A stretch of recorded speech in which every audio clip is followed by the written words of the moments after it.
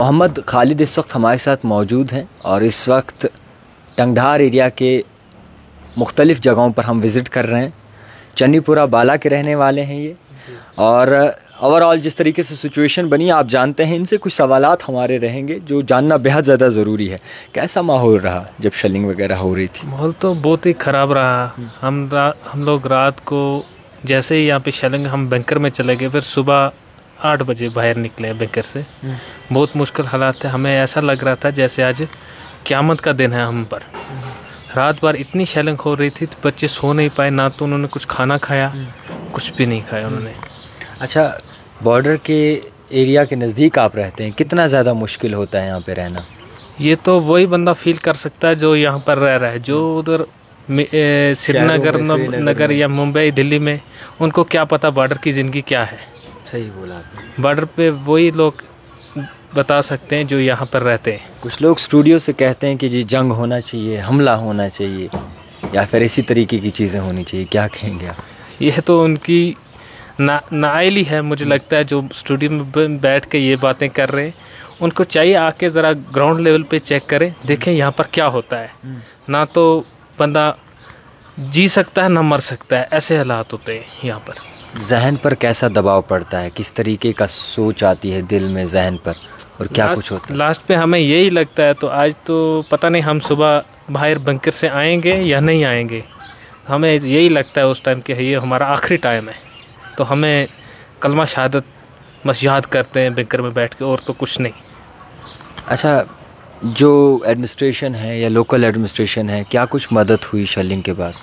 उन्होंने तो सिर्फ आके यहाँ से शिफ्ट किया, बाकी तो हमें तो कुछ पता ही नहीं है। इधर कोई है ही नहीं है हमारे यहाँ। नहीं आया कोई? नहीं, मदद ख़ास नहीं हुई। मदद क्या, वो कुछ करते ही नहीं। किसी को चावल 1 बोरी दे दी, या कुछ किसी का 5 लाख का नुकसान हुआ है, किसी का 10 लाख का, किसी का 20 लाख का अशियाना तबाह हुआ है। ये एडमिनिस्ट्रेशन एक चावल बोरी की दे देते हैं, या और कुछ खाने पीने की चीज़, बाकी तो कुछ किया ही नहीं अभी तक। आप देख सकते हैं यहाँ पर। कौन सी इमदाद आपको इस वक्त ज़्यादा ज़रूरी है? इस वक्त ज़्यादा ज़रूरी कौन सी ऐसी? सबसे पहले तो गवर्नमेंट को चाहिए यहाँ से जो भी मतलब आर्टिलरी जोन में जो लोग जो गाँव आते हैं, उनको यहाँ से दूसरी जगह पे जगह दी जाए और शिफ्ट किया जाए सेफ मकामात पर। आप वही चाहते हैं? बिल्कुल। हम यहाँ पर रह के क्या करेंगे? अभी कुछ पता नहीं है। इस टाइम हम आपसे बात कर रहे हैं, क्या पता अगले चंद मिनटों में यहाँ पर क्या हो जाए। बिल्कुल। हमें तो जब से मैं छोटा था, बचपन 2001-2 की बात है, तो उस टाइम भी यही हालात थे यहाँ पर। उसके बाद 2019 जब आया, उस टाइम भी यही। तो आज भी आपके सामने ही है। जो शेल भी आता है वहाँ से पूरा हिट करता है हमें, हमारे गाँव को, चन्नीपुरा को और तरबोनी को, भटपुरा, क्योंकि हमारे यहाँ आर्मी के नज़दीक हैं, तो इसलिए हमें गुस्सा है आपके अंदर किसी चीज़ को लेकर, किसी बात को लेकर जो कहना चाहते हैं? गुस्सा यही है, पीस होनी चाहिए यहाँ पर, अमन होना चाहिए। बस अमन से रहने, वो भी अमन से रहे, हमें भी अमन से रहने दें। अच्छा, एक और सवाल रहेगा। जिस तरीके से पाकिस्तान भी गोलाबारी बरसाता है, हिंदुस्तान भी जवाब देता है, तो क्या लगता है ज़्यादा नुकसान किसकी वजह से होता है? क्योंकि ये बीच में जो एरिया पड़ता है।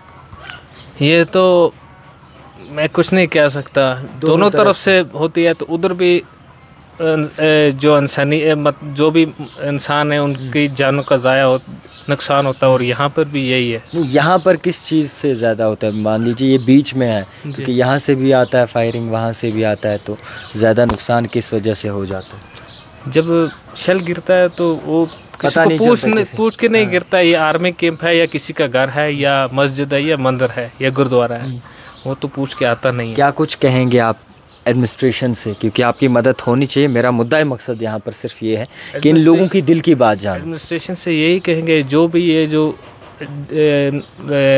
डेंजर जोन में लोग आते हैं, उनको यहाँ से रिहेबिलिटेट किया जाए, शहर में किसी जगह पे उनको जगह दी जाए। यही बात है। हाँ बस। खैर, बहुत शुक्रिया वक्त देने के लिए। फ़िलहाल के तौर पर इन भाईजान से हमने बात करने की कोशिश की। मुख्तलिफ़ घरों में हम जा रहे हैं और जान रहे हैं कि आखिरकार सच्चाई क्या है और लोग क्यों परेशान हैं इतने। देखते रहिए द टाइपराइटर जावेद खान के साथ।